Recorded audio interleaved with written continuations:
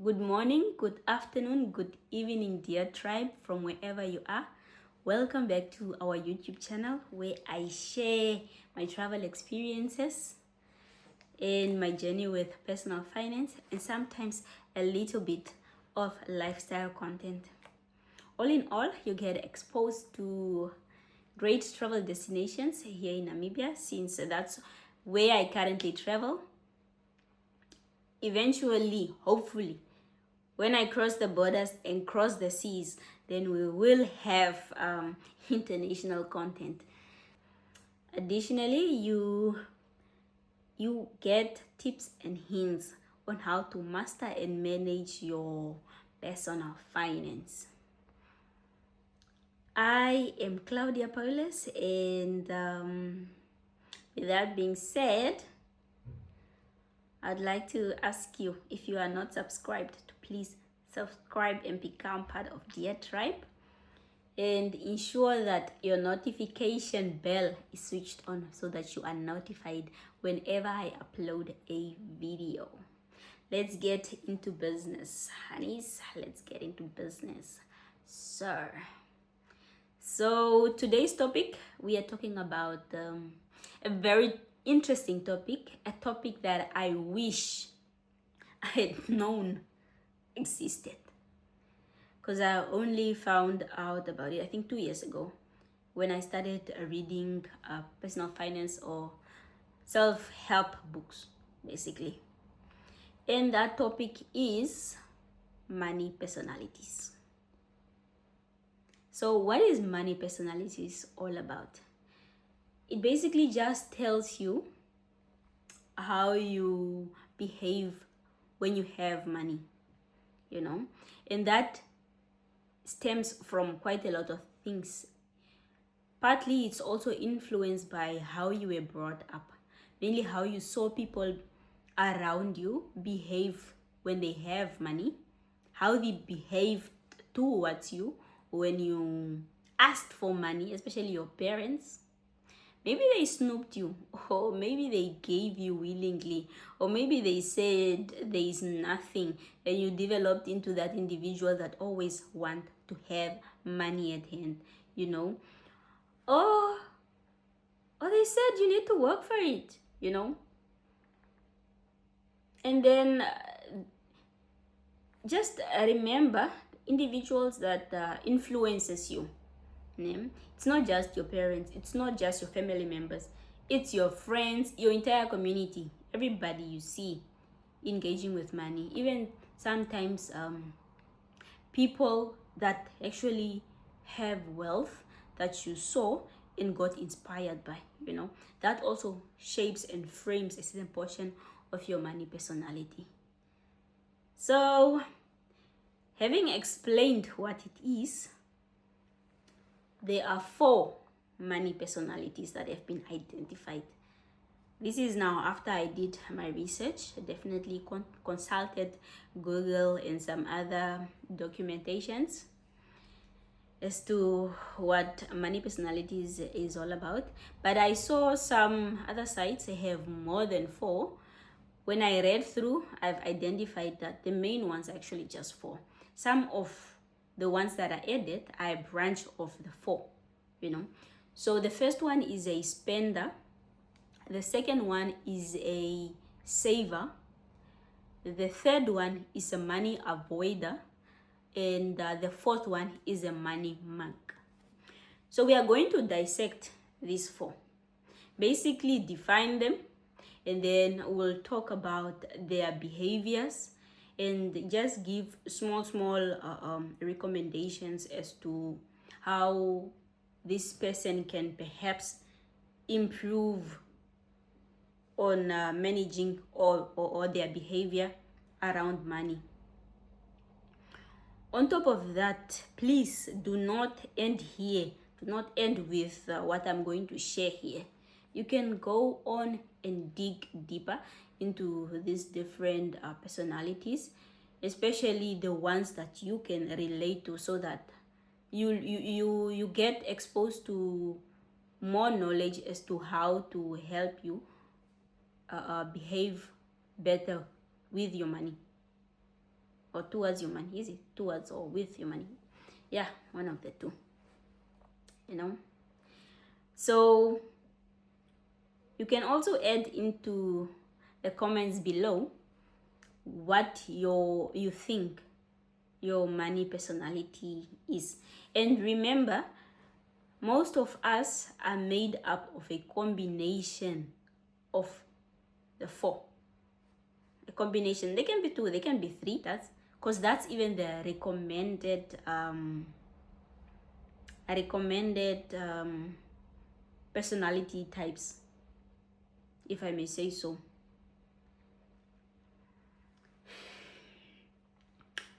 Yeah, so you can add the money personalities that you think that you are and why you think you are those money personalities, and perhaps also just give advice as to what helped you move as to what helped you manage your money better, if you manage to get to the other side, you know. Oh yes, and remember, money personalities also change over time. So maybe when you were in your 20s, you were a certain personality, or you were a mix of certain personalities, and then in your 30s, you are a mix of certain other personalities. Yeah, they also change with time, you know, and also with different dynamics.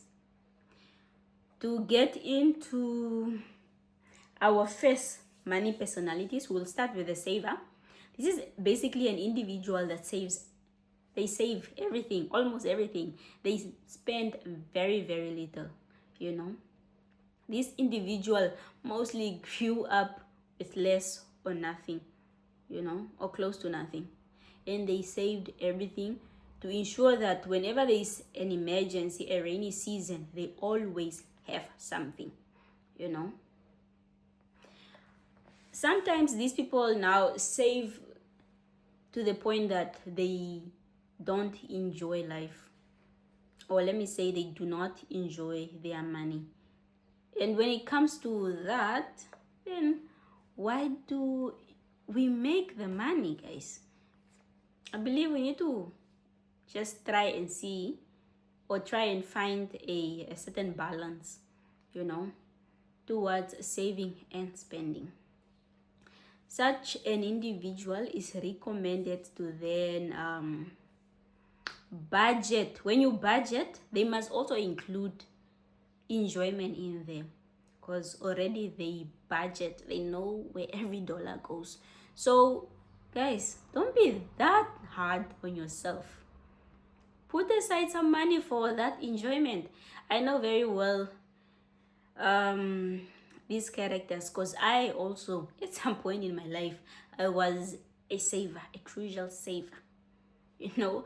I never bought, up until now, I never bought anything, or I never took out debt. Let me say, yeah, I never took out anything debt. Neither do I buy things on credit. Why? Because I save a lot. I save a lot, and sometimes to my detriment as well. But people around me help me to overcome this by basically just telling me that once in a while it's okay to spend on yourself. And over time, I got to realize that it's actually okay. I do deserve that. I mean, I worked hard for this, so I can also spoil myself once in a while. And I include it in my budget, written for me, for my enjoyment. Yes, additionally, other recommendations are that you save strategically. And with that, what I mean is you don't only save in our usual bank accounts that have very, very less interest rates. So you need to save in accounts that can give you more money, or rather invest your money in accounts that can grow your money with a higher percentage interest rate. So moving on, the money personality number 2, that is the spender. This individual spends. They spend money. Whenever they go to the mall, they splurge. They spend until they do not have anything. And sometimes you will find them spending while they don't have anything, because they took loans, they took debt from their friends just to buy a certain thing, not even to start a business, to buy a certain thing. And these people usually believe that for them to make somebody feel better, they need to spend money on that individual by buying things for that individual, So basically, they just think the world revolves around money. Okay, from my perspective. And most times these people behave this way because because they have attached certain feelings to money. When they are excited, they spend. When they are angry, they spend. When they have stressed out somebody and they want to make that person feel better, they spend on the person. You see, such things. So such individuals, they are advised or are recommended to budget. I mean, guys, budgeting is not easy. I myself have been telling myself, yes, I'll budget. As of last year, I think mid last year, I really became serious with budgeting. So this now I'm out of the wood. But I think the past, from 2020, from 2020 up until up until last year, mid of the year, I've been playing around with budgeting. I have been budgeting sometimes not, until it came to a point where I don't budget anymore.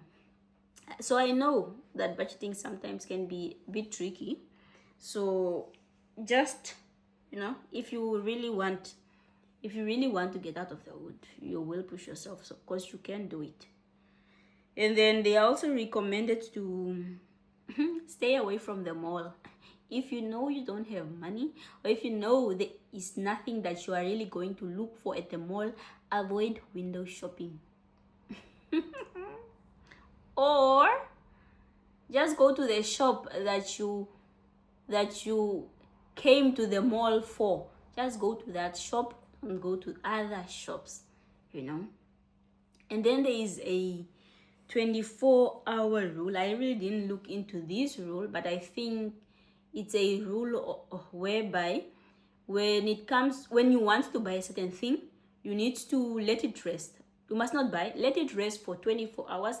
And if you still want to buy that thing, then you can go ahead and buy it. Because usually that 24 hours is all it takes then to change your mind. Moving on, the third money personality, that is the avoider.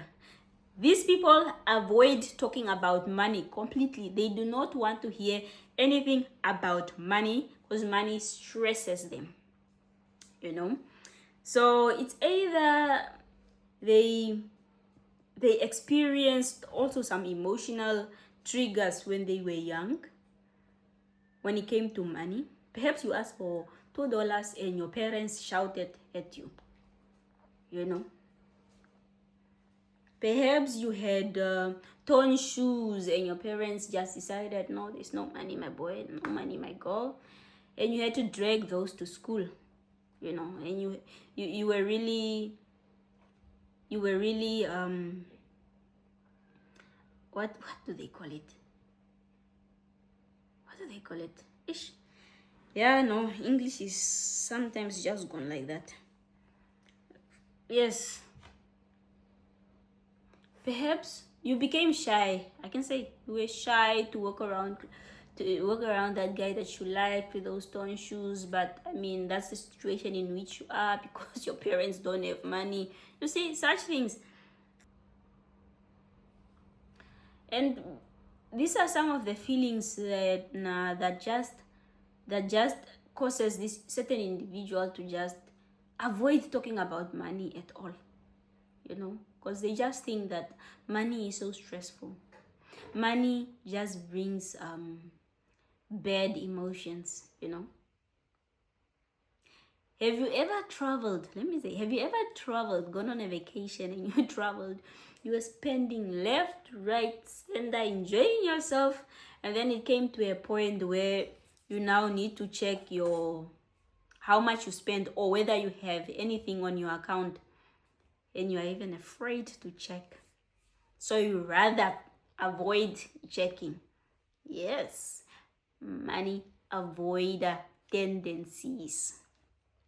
So these people are recommended to also budget, because we need to check our money, especially if you want to know where your money goes, if you want to grow your money, if you want to manage your money, if you want to keep your money, you need to know where your money goes, so that you are able to know how to grow your money even. And with that being said, apart from budgeting, they are recommended to just read money related books, self-help books, and start very simple habits with money, positive habits, of course, with money, and also engage in money related talks. Oops, sorry guys, whenever you see me looking down, it's because I'm reading some of the things that I've researched on these money personalities, because definitely I can't release them all out of my head just like that, even though I understand these 4 categories. I don't want to skip stuff. Yes. So moving on to the 4th money personality, which is the money monk. This individual thinks money is evil. Money is the root of all evils. They think that when you have money, you become very corrupted.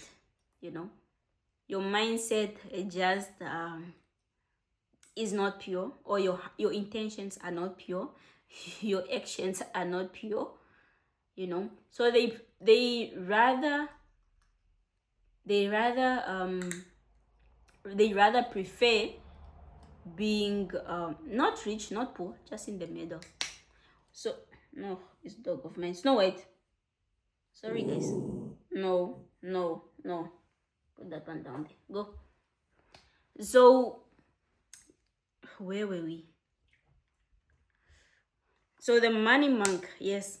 This individual prefers not to be rich, not to be poor, just to be in the middle. And whenever they have a lot of money, they give a lot. They give a lot to people, like charity case. They give a lot because they just believe, it's just a belief for this individual. But the truth of the matter is money is just a tool. It's up to you to allow money to change you into a good person, into a bad person. But overall, money is just a tool that enables you to carry out certain things in life, be it good or bad. So these people then just avoid also talking about money. So they are also like the avoiders. These people, they prioritize purpose over profit, and they overgive. They give a lot. They don't give. The giving is now not stemmed from just sharing. It's because they want to get back to a point where they don't have a lot, and the recommendations for such an individual is to reframe that narrative that says that money is the root of evil, of all evil. So basically start from there, and And also, just they must start budgeting, of course. They must start to see money as a tool that they can use and sustainably grow for other generations also. With that, we have come to the end of the money personalities, and I hope with this information we are able to categorize ourselves into the different money personalities that we are, and can relate in which groups we belong, or which mixture of groups we are attributed to. So with this information, I hope we can really understand ourselves better and why we behave the way we do towards money, and are able to dig deeper to make sure that we correct the behavior first. If it's a bad behavior, we correct it so that we can move on to keeping growing and making more money. With that being said, dear tribe, we've come to the end of the video. So take care, stay blessed, and stay safe. Bye.